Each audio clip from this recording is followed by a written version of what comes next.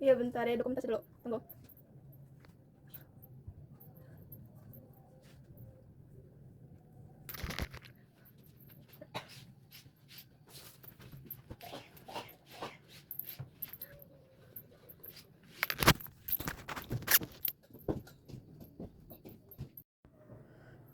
Ibu.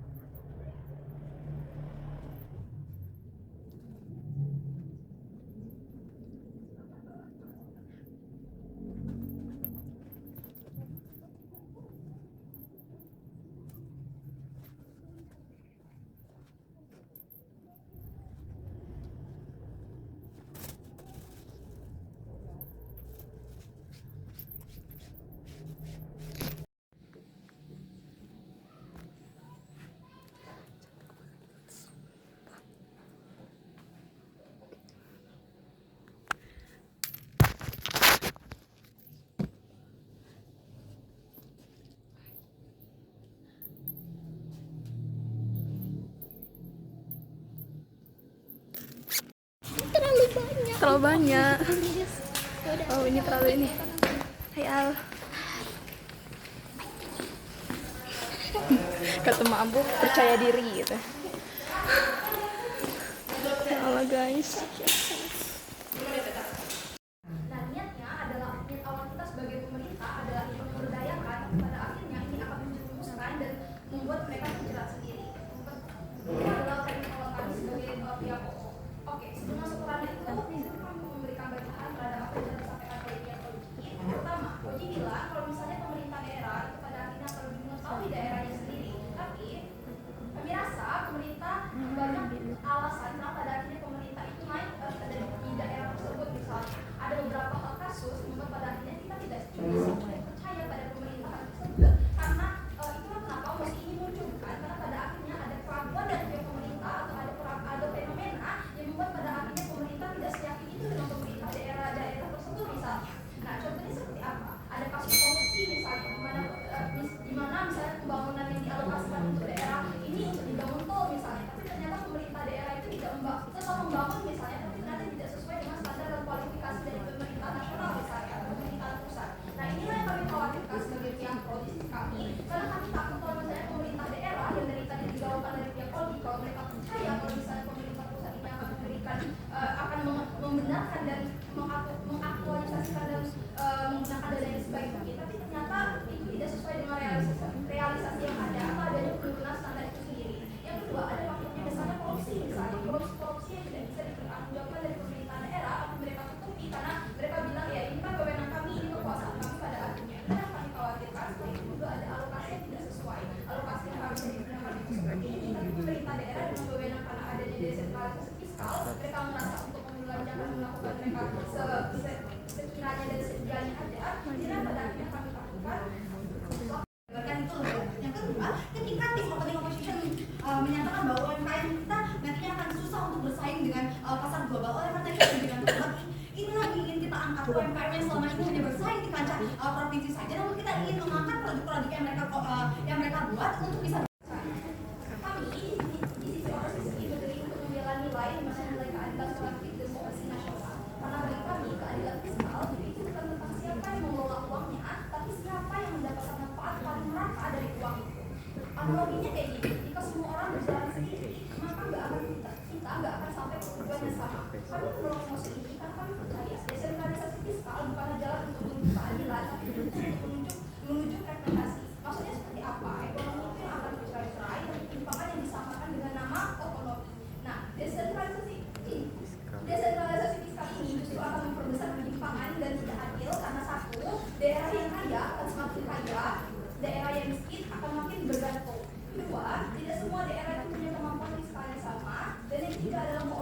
koordinasi antar daerah itu jadi susah sehingga efisiensi nasional itu berkurang.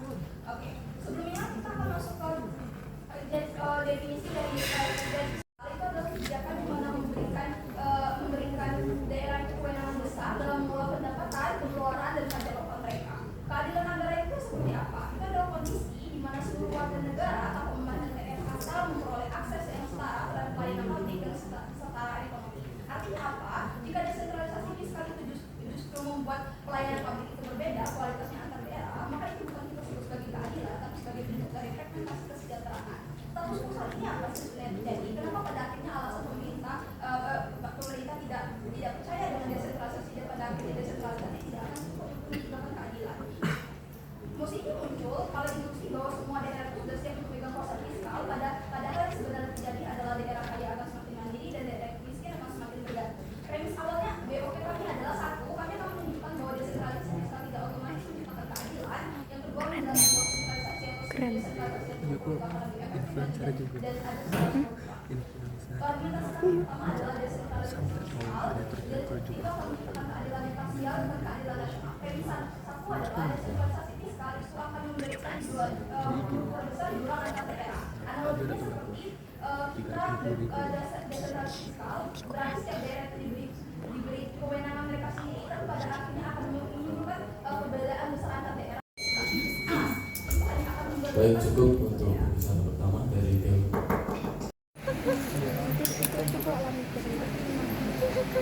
Kondisi sekarang capek banget. Iya, pulang dulu.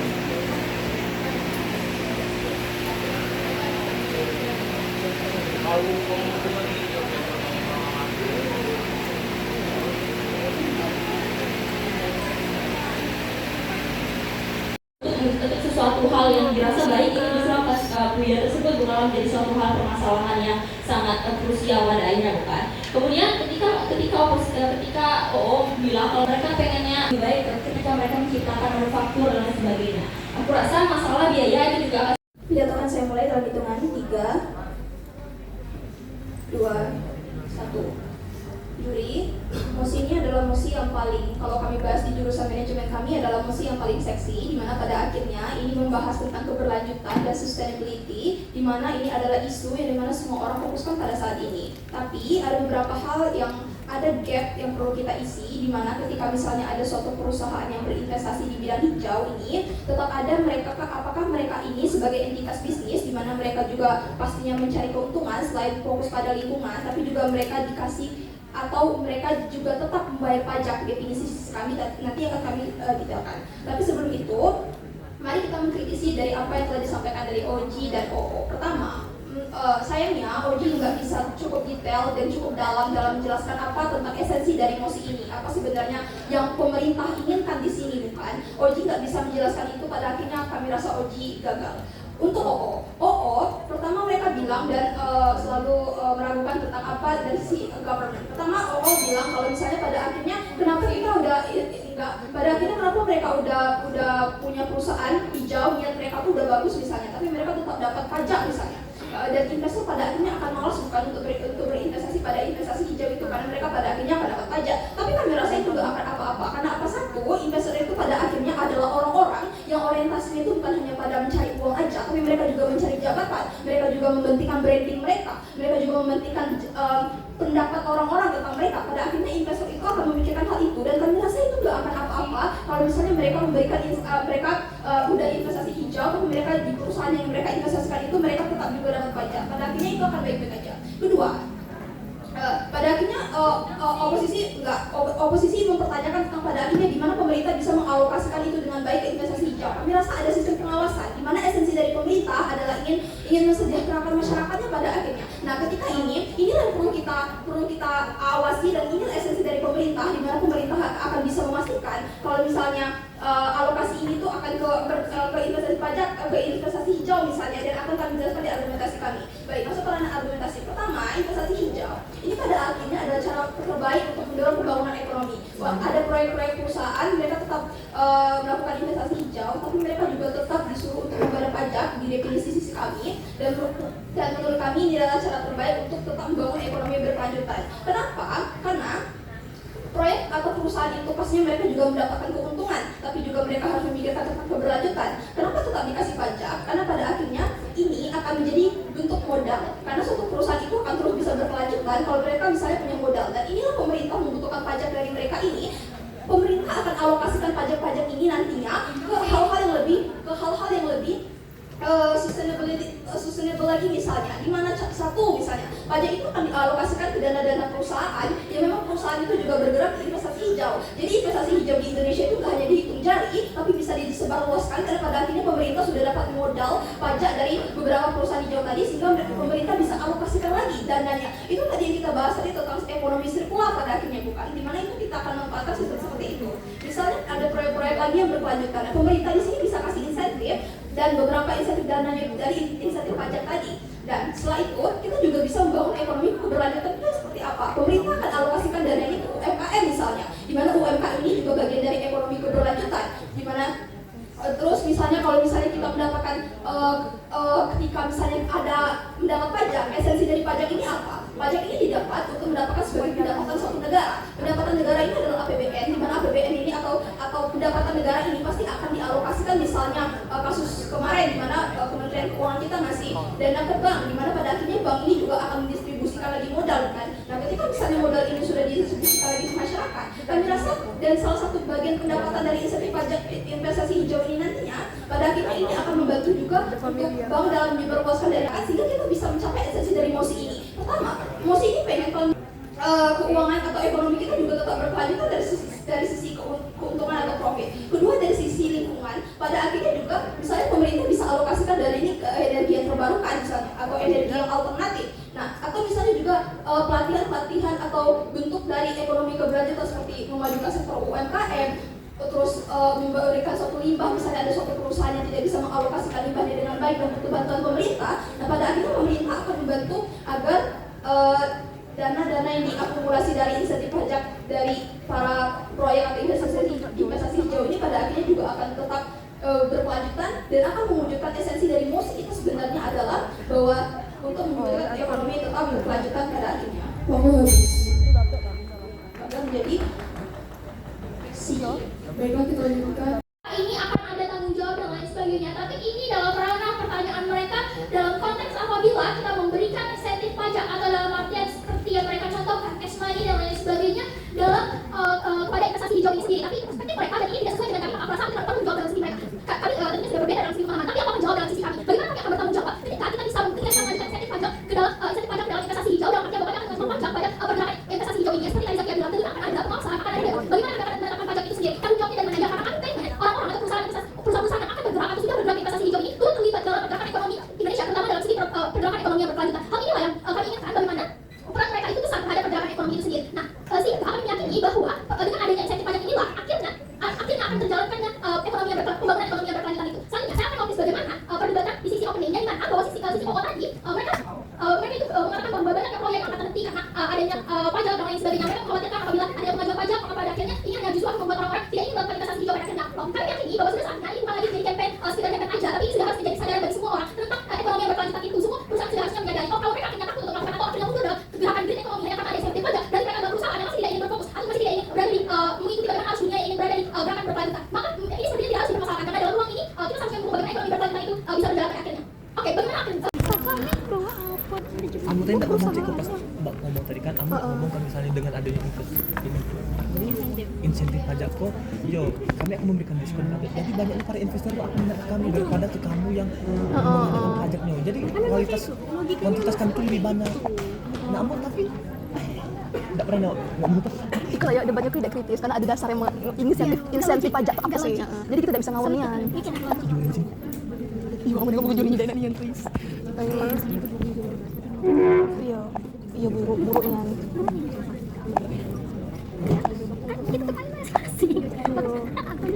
Yang pikir untuk suaminya. Abang isi kok. Aku cek ikut tadi aku. Ada saat abang ngomong.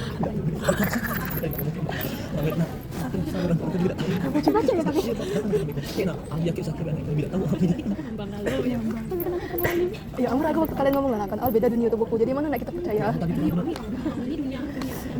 awal itu aku bilang kayak Oji, tapi itu nggak ada waktu itu. Kali tadi tuh, tadi tuh nak ambil di Oji. Saya aku. Ojinya aku juga tidak jelas dari awal dah sih. Tidak itu dah nggak berdua. Kira apa juga? Nah, Oji beda menit ngomong apa ini? Itu cuma menjelaskan interpretasi, terus ada eksploitasi Allah. Tapi itu teman-teman kita, karena kita juga blunder parah. Iya blunder parah.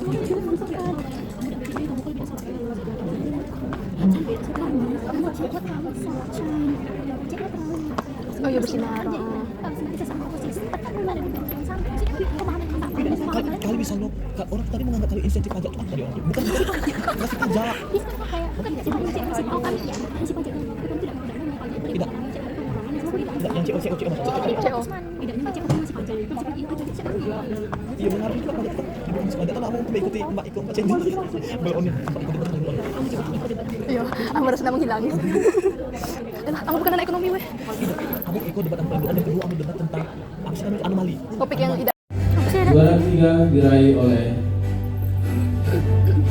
tim Eko Warrior dengan skor 950. Sesuai ekspektasi. Diharapkan untuk pemenang bisa maju ke depan.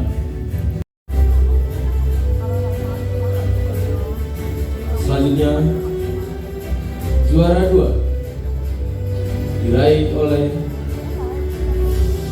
tim Cantik banget gak sih?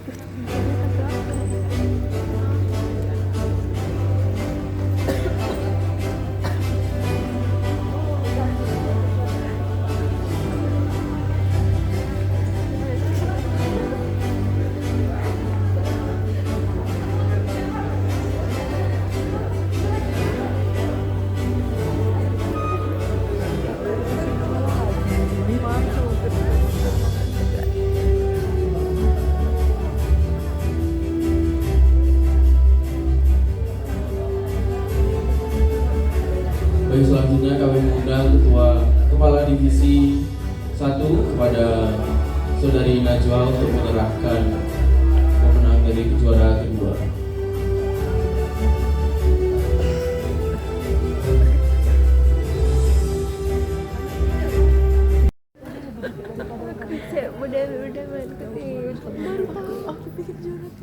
Hai guys, yay. Enggak sih. Buku-buku 3. Ya 3. Biasanya 1 tapi 3. It's okay. Thank you Alarini. Thank you juga Zakia.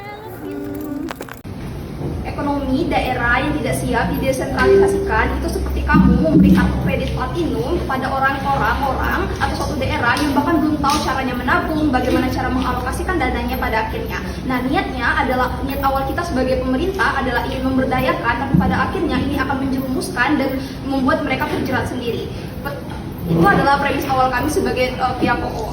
Oke, sebelum masuk ke ranah itu, izinkan kami untuk memberikan bantahan terhadap apa yang telah disampaikan oleh pihak Oji. Pertama, Oji bilang